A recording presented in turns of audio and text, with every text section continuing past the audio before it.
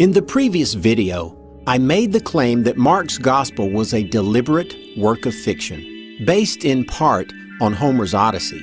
Now, it's time to put my money where my mouth is. We'll spotlight some basic parallels first, and before we're done, we'll examine several of them in great detail.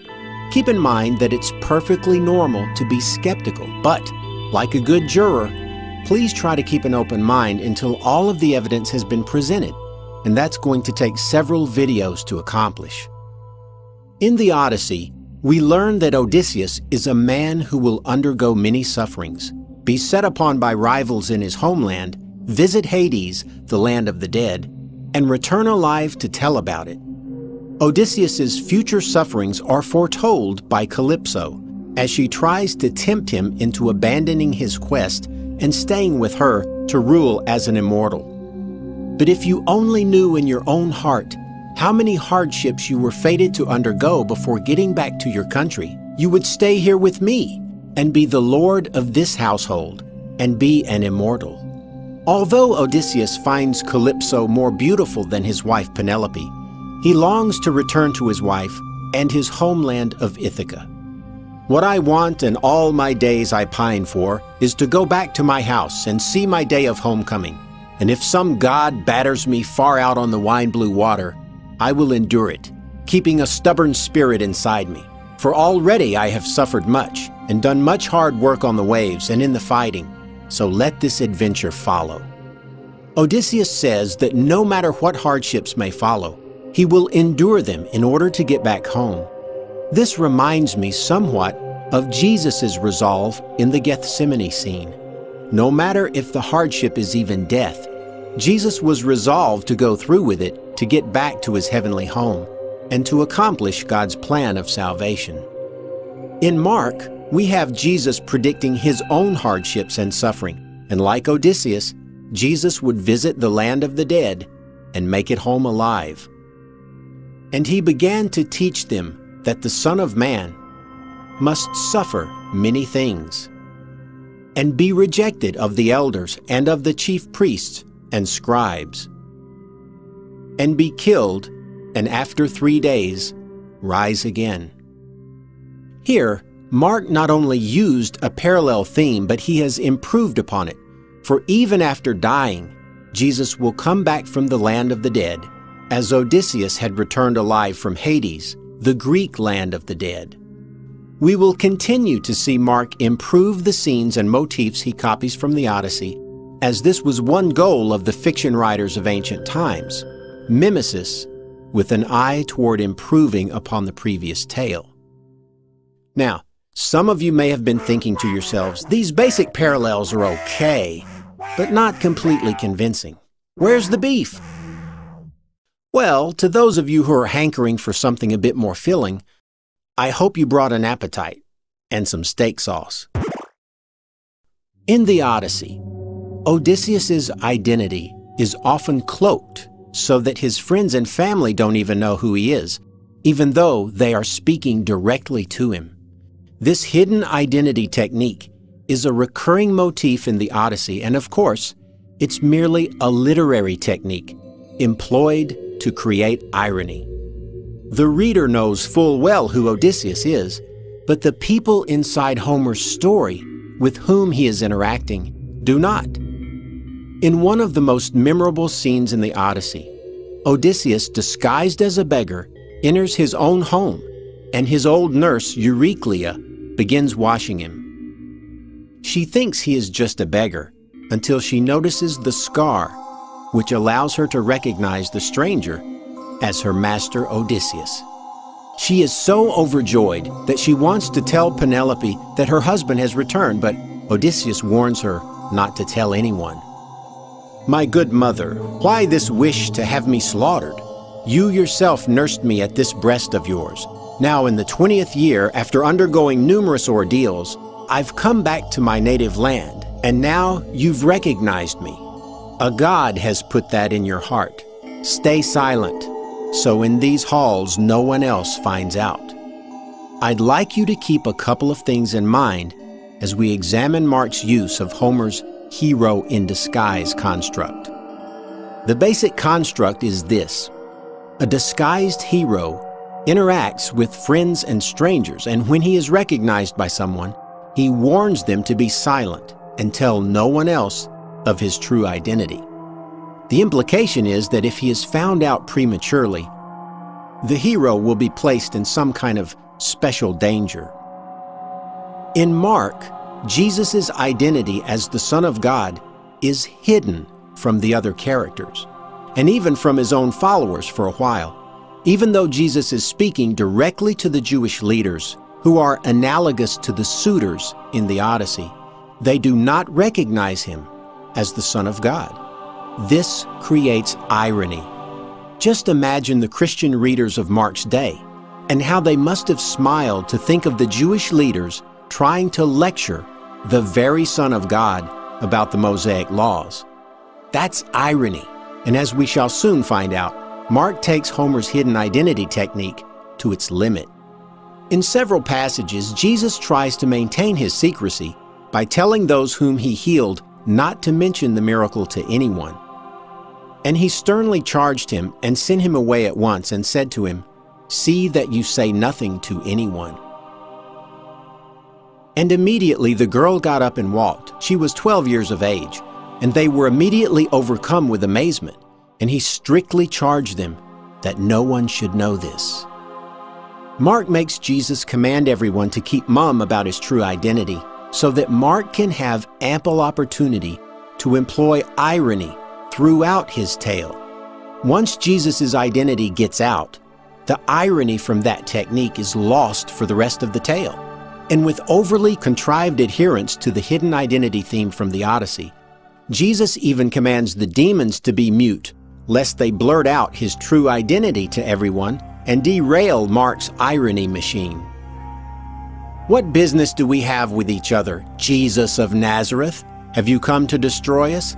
I know who you are, the Holy One of God. And Jesus rebuked him, saying, "Be quiet, and come out of him." And he healed many who were ill with various diseases, and cast out many demons. And he was not permitting the demons to speak, because they knew who he was. Whenever the unclean spirits saw him, they would fall down before him and shout, "You are the Son of God!" And he earnestly warned them not to tell who he was. Earnestly warned the demons? I would have thought that the very Son of God would be able to simply shut the demons up if he truly didn't want his identity leaking out. Further, what difference would it make if people knew he was the Son of God? Isn't that what you want to happen? Wouldn't that help people to believe in him? Wouldn't that have helped spread the news of his miraculous advent worldwide? All of this secrecy seems a bit too contrived, until we realize that Mark was superimposing the hidden identity motif from Homer's Odyssey onto his own fiction, and oftentimes it just doesn't work quite as well. Jesus earnestly warning the demons not to tell people who he really was? Come on, man. Then, after 8 chapters of miracles, teachings, and parables, Jesus asks his disciples who people think he is, and then who they think he is. Peter finally manages to put the pieces together and says, "You are the Christ." Well, duh. And immediately, what does Jesus warn them not to do? And he warned them to tell no one about him. But as a quick aside, let me hearken back to Odysseus's warning to Euryclea. Do you remember how Odysseus said that a god had put her recognition of him in her heart? That is precisely what Jesus says to Peter in Matthew's version. Simon Peter answered, "You are the Christ, the Son of the living God." Jesus replied, "Blessed are you, Simon, son of Jonah, for this was not revealed to you by man, but by my Father in heaven." Is it possible that Matthew also knew of Homer and was using the Odyssey to actually embellish Mark's version? Just more food for thought, and this is not the only instance where Matthew does embellish with details from Homer, but let's get back to Mark. In the 7th chapter of Mark, Jesus heals a deaf man with a speech impediment by putting his fingers in his ears and spitting, then touching the man's tongue and saying the magical phrase, "Be opened." I was almost expecting open sesame, but anyway. And his ears were opened, his tongue was released, and he spoke plainly. And in the very next verse, what do you think Jesus warns them not to do? And he charged them to tell no one. You see, if Jesus' true identity got out, it would destroy all future chances for ironic encounters in Mark's story. So Mark must maintain Jesus' secret identity at every turn in order to increase the number of ironic encounters. Then we come to Jesus' transfiguration. And after 6 days, Jesus took Peter and James and John and led them up onto a high mountain, apart by themselves, and he was transfigured before them. After the transfiguration, take a wild guess at what Jesus warns James, John, and Peter not to do. As they were coming down from the mountain, he gave them orders not to relate to anyone what they had seen until the Son of Man rose from the dead. By now, you should be able to see the fictional nature of this deliberate effort by Mark to keep Jesus' identity a secret. Mark wants to keep the secrecy going for the length of his story, or at least until Jesus explicitly spills the beans in front of the high priest. And by maintaining Jesus' secrecy, like in Homer's Odyssey, at the expense of clear contrivance, it buys Mark the maximum amount of ironic encounters. At every turn, the disciples, the Jewish leaders, the general populace are asking themselves, "Who is this man?" Of course, the reader knows, and was no doubt reading along, thinking to themselves, I know who he is."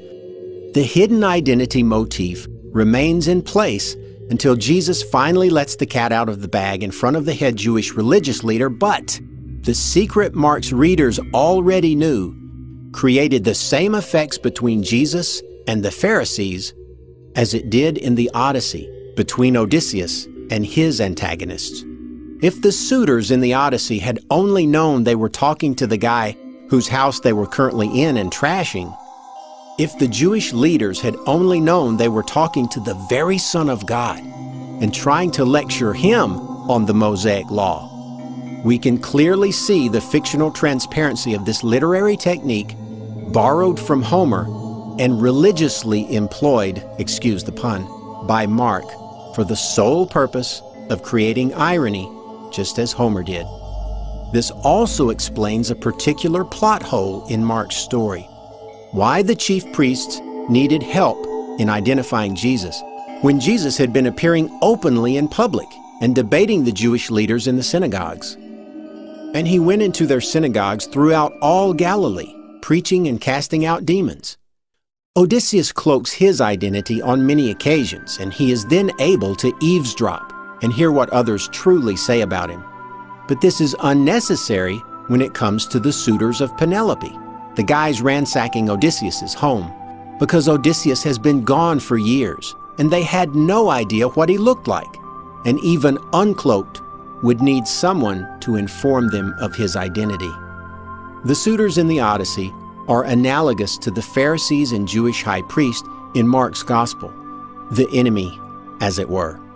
The suitors had no way of identifying Odysseus without help, and likewise, though Jesus allegedly appeared in the synagogues and preached in front of everyone openly, the Jewish leaders still needed a bit of help in identifying Jesus. This obvious plot hole was caused by Mark taking the hidden identity motif of Homer a bit too far in his zeal to improve upon the master. In the next few videos, we'll look at some more basic parallels as well as show how Mark's reliance upon the Odyssey and Greek mythology illuminates some oddities found in Mark, which both Matthew and Luke chose not to include in their rewrites. We'll also examine several of these parallels in great detail. So come hungry and get here early. The main course is yet to come.